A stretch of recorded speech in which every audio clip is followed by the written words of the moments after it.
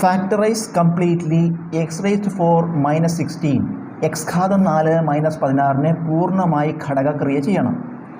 ഇതിന് ഉപയോഗിക്കേണ്ട identity a square minus b square is equal to a plus B into A minus b. ഈ ചോദ്യം കണ്ടാൽ എങ്ങനെ ഐഡൻറ്റിറ്റി ഇതാണെന്ന് മനസ്സിലാവുക? അതായത് ഇതിൽ രണ്ട് ടേംസേ ഉണ്ടാവുള്ളൂ. ഇവിടെ ഐഡൻറ്റിറ്റിയിൽ രണ്ട് ടേംസാണ്, ഇടയിലും മൈനസാണ്, ഇവിടെയും ഐഡൻറ്റിറ്റിയിൽ മൈനസാണ്. അപ്പോൾ രണ്ട് ടേംസ് മൈനസ്, പിന്നെ ഇത് രണ്ടും പൂർണ്ണവർഗ്ഗങ്ങളായിരിക്കണം, പെർഫെക്റ്റ് സ്ക്വയേഴ്സ്. അതായത് രണ്ടിലും സ്ക്വയർ റൂട്ട് ഉണ്ടാവണം. ഇത് രണ്ടിലും സ്ക്വയർ റൂട്ട് ഉണ്ട്. അങ്ങനെ വരുമ്പോഴാണ് ഈ ഐഡൻറ്റിറ്റി ഉപയോഗിക്കുക. അപ്പോൾ നമുക്ക് a square minus b square equal to a plus B into A minus B.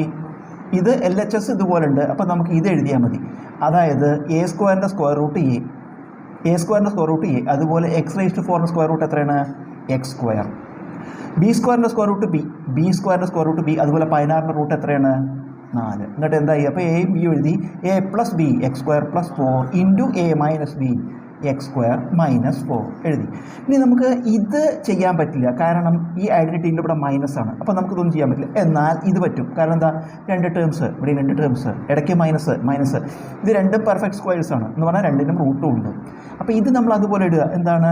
X square plus 4 into ഇത് നമ്മളിവിടെ ചെയ്ത പോലെ ചെയ്യണം. എ സ്ക്വയറിൻ്റെ റൂട്ട് എ, എക്സ് സ്ക്വയറിൻ്റെ റൂട്ട് എക്സ്, ബി സ്ക്വയറിൻ്റെ റൂട്ട് ബി, 4ൻ്റെ റൂട്ട് 2, എന്നിട്ടോ A plus B into A minus B. അപ്പോൾ X plus 2 into X minus 2. ഇനി നമുക്കൊന്നും ചെയ്യാൻ പറ്റില്ല, കാരണം ഇതൊക്കെ പ്ലസ് ആണ്. അപ്പോൾ ഇത് വെച്ച് ചെയ്യാൻ പറ്റില്ല. അത് മൈനസ് ആണെങ്കിലും ഇനി ഇതിന് രണ്ടും റൂട്ടില്ല. റൂട്ടുണ്ട് പെർഫെക്റ്റ് സ്ക്വയേഴ്സ് ആകുമ്പോഴേ നമ്മളങ്ങനെ ചെയ്യാൻ പറ്റുള്ളൂ. അപ്പോൾ answer X square plus 4 into X plus 2 into X minus 2.